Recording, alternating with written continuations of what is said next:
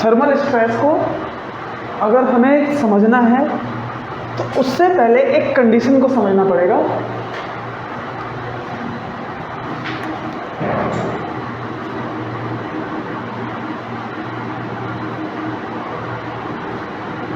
Let's say कि ये wire जिसकी लेंथ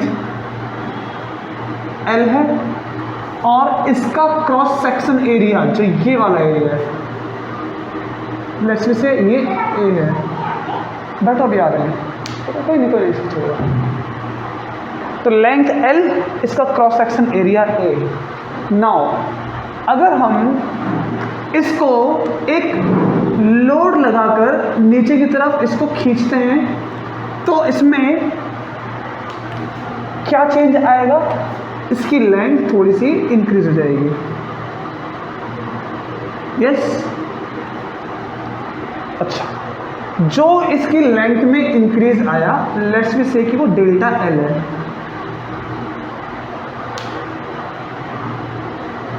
अब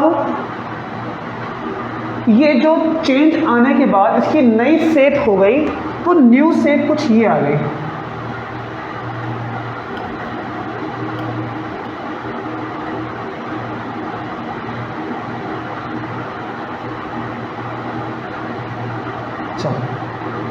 तो एक कंप्लीट लेंथ इसकी हो गई L प्लस डेल्टा L, क्योंकि लेंथ में इंक्रीज। नाउ इसके बाद मैं इसको कंप्रेस करके छोटा करता हूं।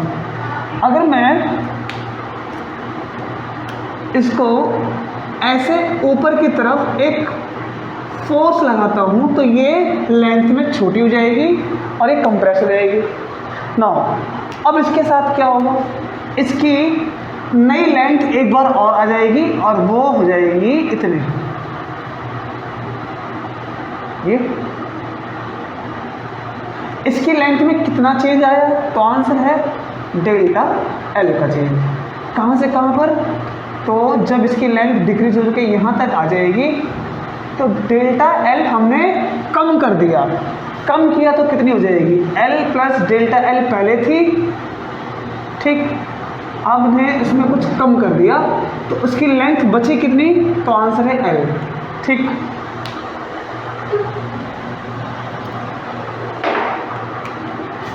ये अब इन तीनों सिनेरियो में एक्शन को फिर से समझना। जब इसको फर्स्ट केस में लोड लगाया गया तो ये नीचे की तरफ एक्सटेंड होना चाहिए और इसको सपोर्ट करने के लिए एक रिस्टोरिंग फोर्स पैदा हो जाएगी पर यूनिट एरिया, जिसको हम क्या कहते हैं? स्ट्रेस। एक स्ट्रेस ऊपर आ जाता है जो इसको सपोर्ट करेगा। अब जो इसकी लेंथ इतनी हो चुकी है, इसके बाद मैं इसको ऊपर दबाता हूं तो ये ऊपर ना जाने की बजाय इसके मॉलिक्यूल अपना एक उल्टा फोर्स पैदा करेंगे पर यूनिट एरिया, जो कि क्या होगा? स्ट्रेस।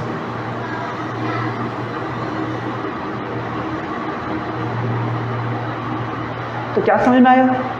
इसमें जब टेंसाइल स्ट्रेस काम करता है लेंथ को बढ़ाने वाला, क्योंकि इसको हम बढ़ा रहे हैं तो ये इसको वापस खींच रहे हैं। इस केस में क्या हो रहा है?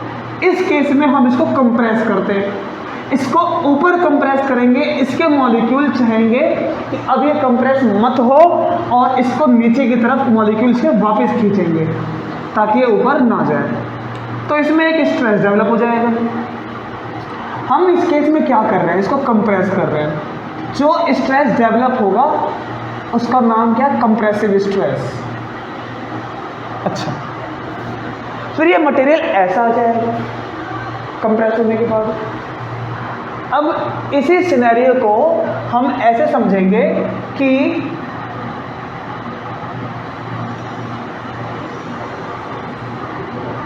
एक लेंथ, एक रॉड जिसकी या फिर वायर जिसकी लेंथ L, उसको अगर हम हीट करेंगे तो एक्शन क्या आएगा? जब हम देखते हैं तो उसके लिए उसके मॉलिक्यूल उस मटेरियल को मिनिमम एनर्जी की कंडीशन पर रखते हैं, ठीक। ऐसी पोजीशन पर आ जाते हैं जहां पर एनर्जी कम से कम खर्च हो। तो इसके बाद मॉलिक्यूल के पास पहले से कुछ एनर्जी होती है, उसको हम क्या कहते हैं? थर्मल एनर्जी, जो उसके पास पहले से होती है। क्योंकि हर मॉलिक्यूल में, हर मटेरियल में इलेक्ट्रॉन, प्रोटॉन, न्यूट्रॉन कॉमन होते हैं। तो हर किसी मटेरियल के मॉलिक्यूल या इलेक्ट्रॉन वो हमेशा चलते रहते हैं, वो हमेशा वाइब्रेट करते रहते हैं, क्योंकि उनको कुछ ना कुछ एनर्जी इन्वायरमेंट से मिलती है। ठीक है? अच्छा, हीट की फॉर्म में तो वो मॉलिक्यूल मान लो कि वो ऐसे रखे हैं और वो अपनी एक फिक्स पोजीशन बना के ऐसे ऐसे करके चलते हैं। ठीक, क्योंकि उनकी मिनिमम एनर्जी कंडीशन है।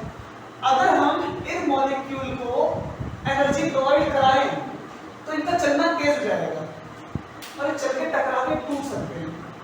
अब इनको अगर हमने हीट किया, एनर्जी दी, ये मत टूटे, इसके लिए इसके मॉलिक्यूल पहले दूर हो जाते हैं, फिर तेज चलते हैं। तो इसका मतलब कि मॉलिक्यूल को अगर हम हीट करेंगे तो किसी मटेरियल को हीट करेंगे तो अपने साइज को बढ़ा देगा, ये ऐसे करके। क्यों बढ़ा देगा? ताकि मटेरियल आपस में टकराए ना और टूटे ना। अब इस कंडीशन पे आने के बाद उनके ये कंडीशन होती है मिनिमम एनर्जी वाली। अच्छा, तो ये क्या हुआ? तो आंसर है ये एक्सपेंसिव। ठीक, हीट करने पे बढ़ चुका।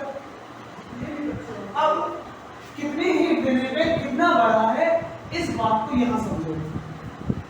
अगर हम इसको delta T temperature, delta T मतलब टेम्परेचर में चेंज, इसको हम लिख सकते हैं T2 minus T1। And what is T2, what is T1? सुनो, जब इस मटेरियल को हमने ओरिजिनली देखा तो पहले मान लो कि 25 डिग्री सेल्सियस इसका टेम्परेचर था, हमने गर्म किया और इसका टेम्परेचर हो गया 28 डिग्री सेल्सियस। तो टेम्परेचर में चेंज कितना आया? वही होगा इसका डेल्टा टी। ठीक, तो डेल्टा टी टेम्परेचर इंक्रीज करने से, मतलब 3 डिग्री सेल्सियस इंक्रीज करने से इसकी लेंथ में चेंज कितना आया? पहले थी L, अब हो चुकी, पहले थी L0 अब हो चुकी है L। चेंज कितना आया? Final minus initial. ठीक है? अच्छा, कितना चेंज आया इस बात को हम कंपेयर करेंगे इसकी ओरिजिनल लेंथ से। तो डेल्टा टी टेम्परेचर बढ़ाने से किसी मटेरियल में ये इतना चेंज आया। अब हमने सोचा क्या होगा अगर हम इस मटेरियल को 1 डिग्री सेल्सियस बढ़ा दें। अभी डेल्टा टी डिग्री सेल्सियस बढ़ाने से इतना चेंज आ गया, इसको 1 डिग्री करना है तो किसी भी क्वांटिटी को बंद करने के लिए उसको उससे डिवाइड कर दो। डेल्टा टी डिग्री सेल्सियस को डेल्टा टी से डिवाइड करेंगे यहां पर भी और यहां पर भी, तो 1 डिग्री सेल्सियस पर कितना चेंज आया? इतना। और 1 डिग्री टेम्परेचर देने पर जो उसके लेंथ में चेंज आता है उसी को हम कहते हैं थर्मल कोएफिशिएंट ऑफ इलास्टिसिटी है मटेरियल। और चेंज इन लेंथ को डेल्टा एल लिख सकते हैं।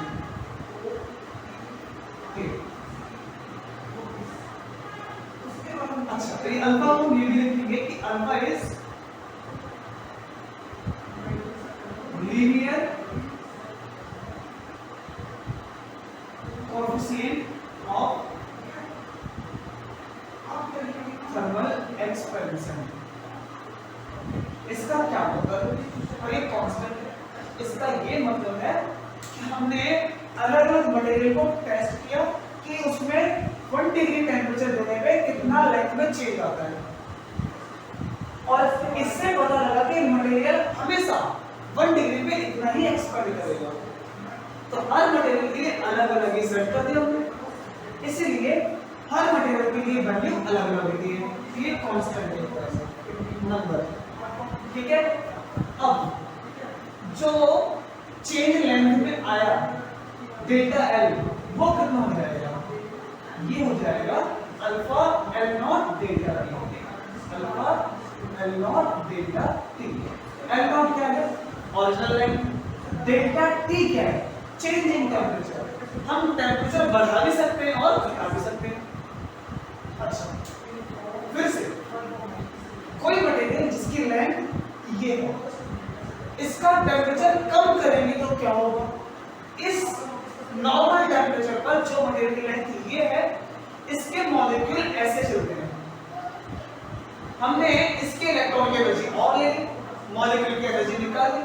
एनर्जी निकालने का मतलब टेम्परेचर को कम करना। इसके मॉलिक्यूल ऐसे चलना चाहेंगे।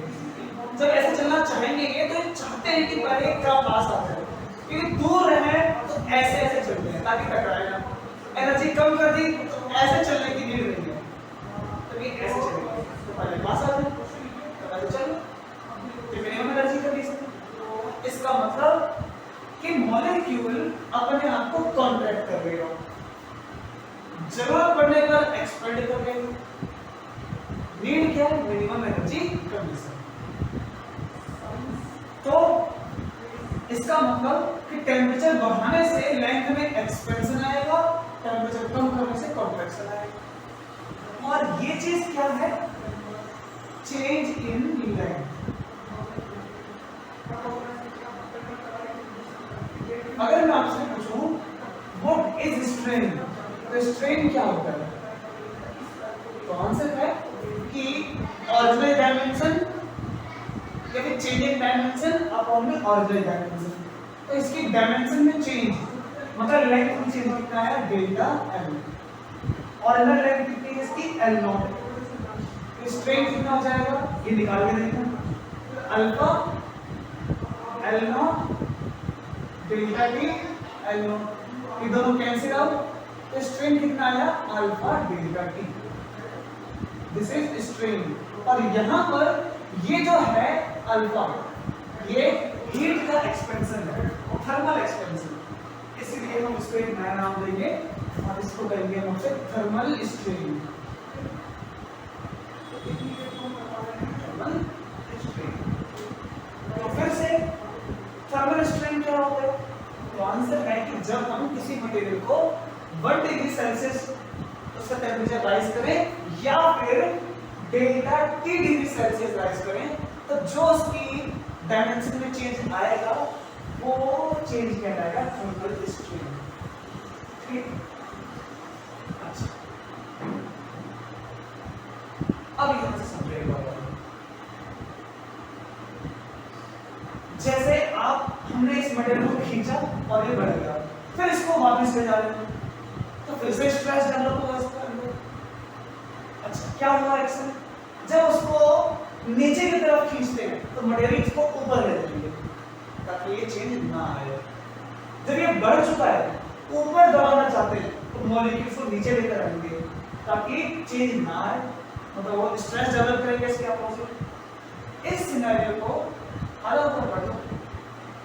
इस सिनेरियो को हम ऐसे समझें कि अगर ये एक वॉल है, ये इसके साथ हमने एक रॉड को बांध दिया या एक वायर को,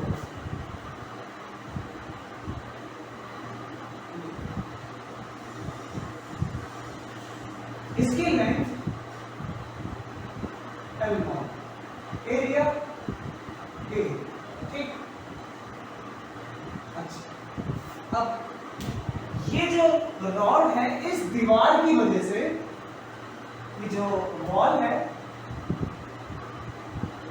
इसकी वजह से ये ऐसे एक्सपेंड नहीं कर पाएगी, इसका एक्सपेंशन नॉट अलाउड।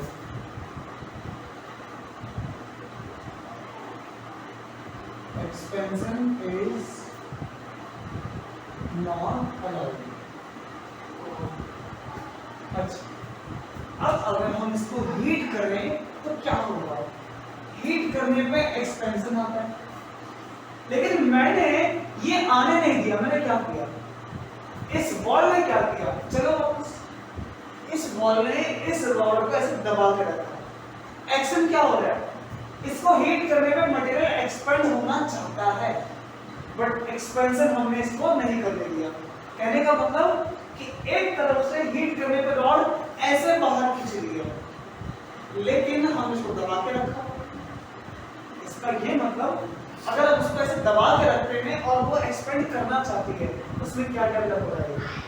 स्ट्रेस होगा। फिर से हीट करें, एक्सपेंड हो जाएगा। हमने इसको रोक रखा है कि मॉलिक्यूल ऐसे मत आए, इसको हम दबा के रखते हैं ऊपर, तो इसके मॉलिक्यूल में एक स्ट्रेस डेवलप हो जाएगा जिसको बाहर की तरफ खींचेगा। बाहर की तरफ क्यों खींचेगा? क्योंकि मैं इसको अंदर की तरफ दबा रहा हूं, इसको मैं ऐसे दबा रहा हूं, तो इसका स्ट्रेस ऐसे पैदा होगा, अपोजिट। क्या ये रॉड बढ़ना चाहती है? यस। इसमें एक्सपेंशन आना है और ये रॉड चाहती है, लेकिन हम क्या बोलते हैं कि तुम में स्ट्रेस नहीं आ सकता, तुम बढ़ नहीं सकते। स्ट्रेस तो आएगा लेकिन एक्सपेंशन नहीं आ सकता। क्यों नहीं आएगा? Because it is fixed.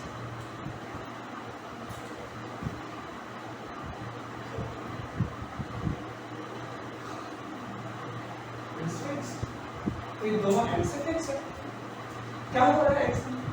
Action हो रहा है कि अगर हम मान के चले कि इसी मार्कर को अगर हम हीट करते हैं और ये ऐसे एक्सपेंड करना चाहता है और कर रहा है, मानो ये एक्सपेंड कर रहा है और मैं इसको दबाना चाहता हूं, अगर इसको ऐसा एक्शन दूंगा तो इसमें एक स्ट्रेस आएगा, क्योंकि अगर ये एक्सपेंड करना चाहता है और मैं इसको दबा दूं तो ये क्या बोलेगा? नहीं एक्सपेंड करना है। फिर ये क्या हो रहा है? पहले हम अगर ध्यान से समझे तो इसमें जो फर्स्ट कंडीशन है ये वाली, इसमें इसको लोड लगाकर एक्सटेंड किया जाता है। अगर हम लोड लगाकर एक्सटेंड करेंगे तो हमारी सारी की सारी पिक्चर कहां आके रुकती है? ये आके रुकती है मिनिमम एनर्जी कंडीशन मेंटेन करो। यहां पर लोड लगाया, स्ट्रेस ऊपर आया, एक्सपेंड करने पर क्या कोई स्ट्रेस नहीं आएगा? नहीं आएगा। क्यों नहीं आएगा? क्योंकि वो एक्सपेंड करके वहां आना चाहता है जहां पर एनर्जी मिनिमम खर्च हो। और यहां पर स्ट्रेस क्यों आ रहा है? ताकि एनर्जी मिनिमम खर्च। यहां पर इसको पकड़ के ऐसे खींच रहे हैं, मॉलिक्यूल आना नहीं चाहते, क्योंकि यहां पर मॉलिक्यूल ये ऐसे ही वाइब्रेट कर रहे होंगे और इसमें इनका वाइब्रेशन में बढ़ाया तो इसमें ये मिनिमम एनर्जी के लिए बढ़ना चाहता है, इसमें नहीं बढ़ना चाहता, इसीलिए इसमें स्ट्रेस ऊपर की तरफ आएगा। ठीक है, अगर ये बढ़ना चाहती है तो इसमें स्ट्रेस नहीं आएगा। स्ट्रेस कब आएगा? जब ये बढ़ना चाहे और हम इसको क्या करें? छोटा करना चाहे। जैसे यहाँ पर क्या चाहते हैं? इसको छोटा करना चाहते हैं और ये बोलेगी नहीं, जिस कंडीशन में मैं हूं मुझे रहने दो। तो ये रॉड जिस कंडीशन में है रहना चाहिए, और ये कौन सी कंडीशन में रहना चाहती है? तो आंसर है एक्सपेंडेड कंडीशन में रहना चाहती है।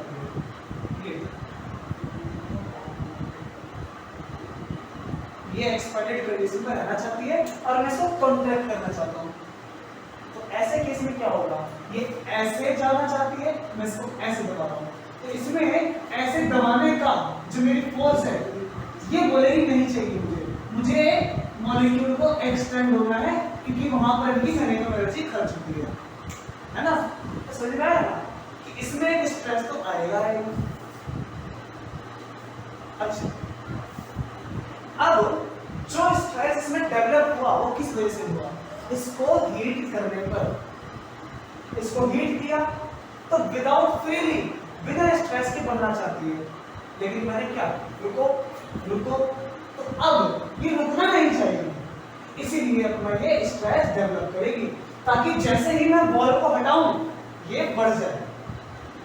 जैसे यहाँ पर अगर हम यहाँ की कंडीशन समझेंगे, यहाँ की समझे, मैं इसको दबा के छोटा कर रहा हूँ, जैसे ही मैं स्ट्रेस हटाता हूँ तो ये वापस आ जाती है।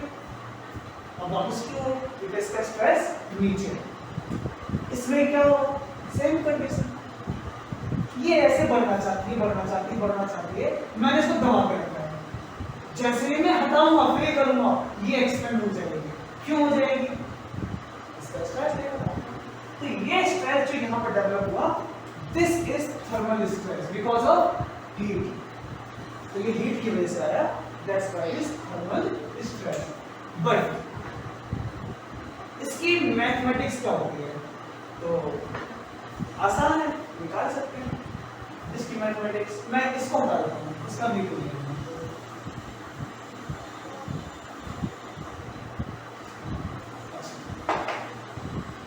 इसमें लेकिन जो स्ट्रेस डेवलप होगा वो कौन सा स्ट्रेस है? मैं इसको कंप्रेस कर रहा हूँ तो कंप्रेसिव स्ट्रेस, मैं कर रहा हूँ ना तो ये वो स्ट्रेस डेवलप होगा। कंप्रेस कर रहे हो नहीं, स्ट्रेस आना है वो कंप्रेसिव स्ट्रेस, जितना पहले वाली चीज। इसके मैथमेटिक्स पर थोड़ा ध्यान देते हैं ना। अच्छा,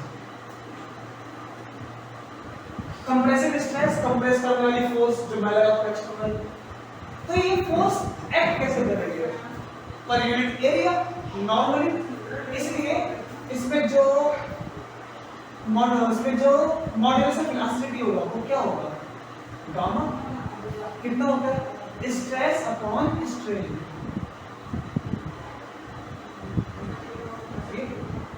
अब जो मटेरियल होगा ये, उसका मॉड्यूलस ऑफ इलास्टिसिटी हमें पता होगा। जैसे कॉपर का अपना फिक्स होता है क्योंकि वो कांस्टेंट है, हर एक बार का अपना फिक्स है। मुझे क्या निकालना है? Thermal stress. थर्मल स्ट्रेस कितना होगा? ये होगा गामा मल्टीप्लाई स्ट्रेन। अब इसमें स्ट्रेन कितना है? Alpha delta T. Thermal strain हमने भी निकाला था, ये gamma alpha delta T. This is thermal stress. ये इसकी मैथमेटिकल कैलकुलेशन। ठीक है, दिमाग में है जो कैसे करना है? Okay, so thermal stress is placed here. Let's say proceed for further.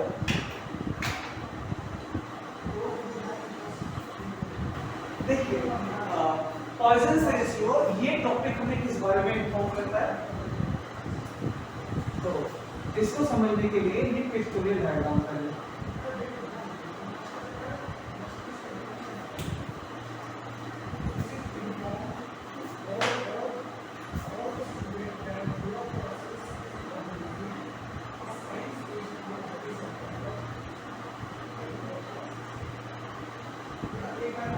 इसको बहुत अच्छे से हम समझ सकते हैं। अगर हम इस मटेरियल को लेंथ में खींचेंगे तो आप पहले से जान चुके हैं कि क्या एक्शन होगा? वॉल्यूम है कांस्टेंट, लेंथ बढ़ेगी तो एरिया कम होगा, मतलब ये पतली होती जाएगी।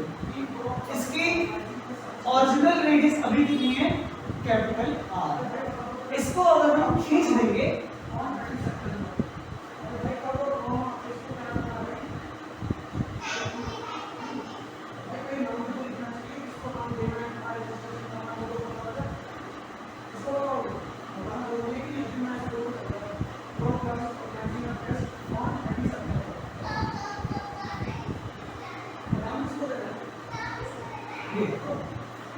अगर हम इसको एक्सटेंड कर देते हैं तो ये पतली हो जाएगी। जितना हम इसको एक्सटेंड करेंगे ये उतनी ही पतली होगी ताकि वॉल्यूम कांस्टेंट रहे। कि किसी मटेरियल का वॉल्यूम हम चेंज नहीं कर सकते, इसलिए इसको कांस्टेंट करने के लिए ये प्लेस। नाउ इसकी जो रेडियस पहले r थी अब वो छोटी हो चुकी है, वो बन गई लेट्स से r डैश। अब r डैश कितना हुआ? कौन से ओरिजिनल रेडियस में से ये रेडियस माइनस कर दो। ठीक है, तो कॉन्सेंट्रेशन किस बारे में बताता है हमें? ये बताता है कि लैटरल स्ट्रेन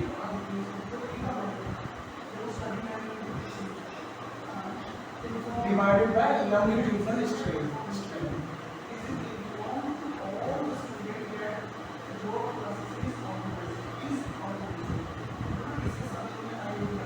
ये अच्छा, पहली बात ये पॉइजन रेशियो है, पॉइजन का एक रेशियो, और रेशियो में कोई यूनिट नहीं होगी। इसीलिए अगर ये स्ट्रेन है तो ये भी स्ट्रेन होगा, क्योंकि ये क्या है? एक रेशियो। इसलिए ये लैटरल स्ट्रेन है लेटरल स्ट्रेन क्या होता है? तो स्ट्रेन का मतलब है change in dimension with respect to original. ये साइड से का पतला होना, ये जो साइड से पतली हुई है इसी को कहते हैं हम लेटरल स्ट्रेन। तो साइड से कितना चेंज आया? ये चेंज आया डेल्टा आर। डेल्टा आर क्या है? इसका change in radius divided by original radius. Longitudinal strain कितना है? तो आंसर है कि लेंथ में जो चेंज आया वो आया डेल्टा।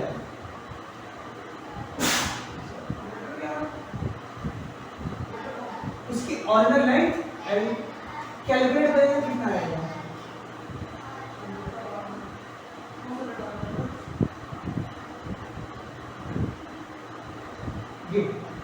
ये क्या कहलाएगा? पॉइसन्स रेशियो।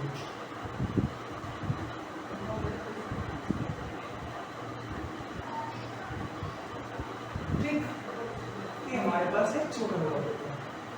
अब ना इसके बेसिस पर कुछ न्यूमेरिकल के बारे में सोचते हैं।